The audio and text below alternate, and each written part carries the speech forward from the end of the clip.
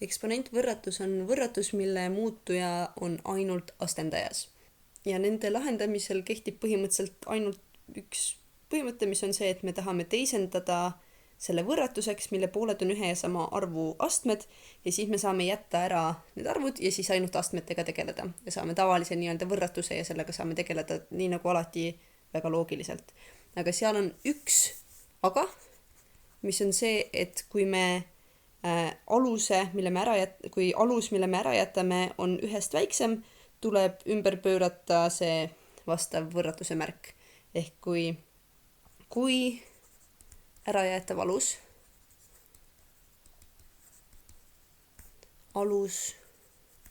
on ühest väiksem, keerame märgi ümber.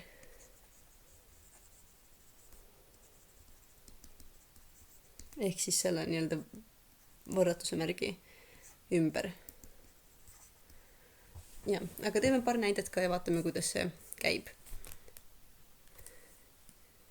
Ehk siis alustame sellest näitest siin. Meil on vaja põhimõtteliselt saada see arv ja see arv nüüd üheks ja samaks arvuks kuidagi teisendada.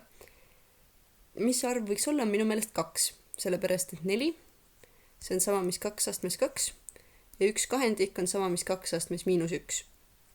Ehk siis me saamegi teha 2 astmes 2 ja see on kõik astmes x -3 ja see on suurem võrdne siis 2 astmes -1.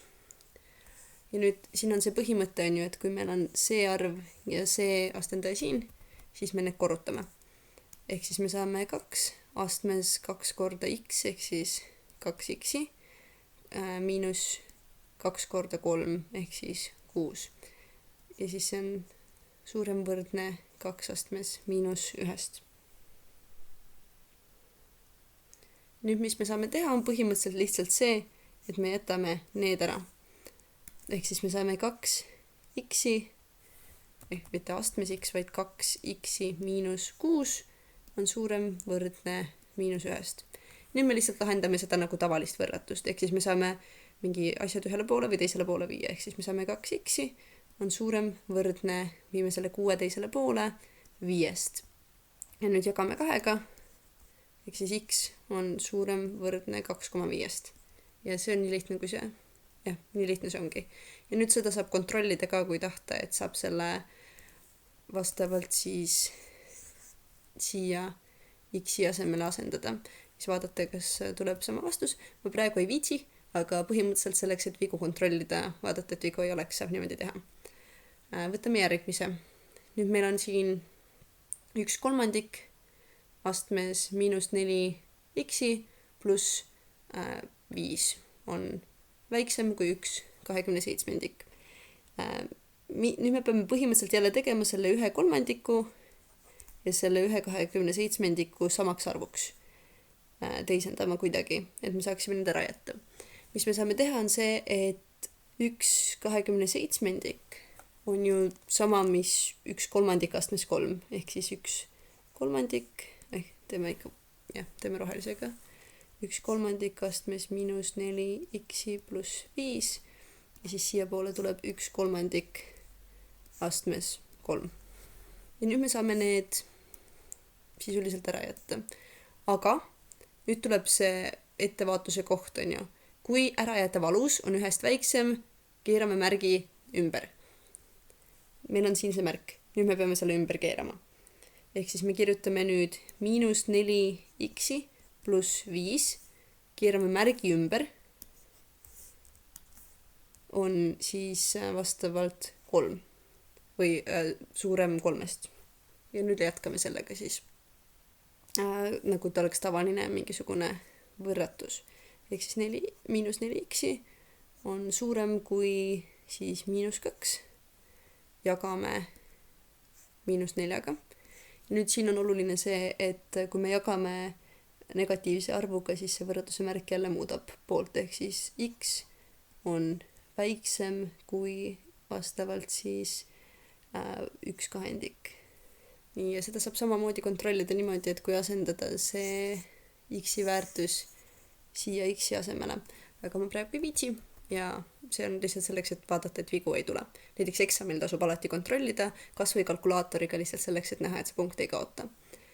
Nii ja siis viimane, mis me siin jälle peame tegema, on see, et me peame selle 2 ja selle 1 saama samaks arvuks. 2 astmes x ruut miinus x ja nüüd see -1 on ju sama, mis 2 astmes 0. Nii ja siis me saame jälle lihtsalt ära jätta need vastavad alused, ehk siis me saame x ruudus miinus x on suurem 0-st. Ja nüüd meil on olukord, kus meil on ruutvõrratus. Ruutvõrratust lahendame nagu tavaliselt, on ju, et me leiame nullkohad, on ju. Kui me siin selle paneme või leiame siit nullkohad, nii võrdub 0, nullkohad. Nullkohad on siis see, et x võrdub 0 ja teine x võrdub siis vastavalt 1. Kasutame seda intervallmeetodit, paneme 0, paneme 1, teeme selle parabooli. Nii enam-vähem, kujutame ette, et ta läheb siit ilusti läbi. Ja siis vaatame, meil tahetakse suuremat ala 0-st, sellest 0-st. Nii suurem 0-st on siin ja on siin.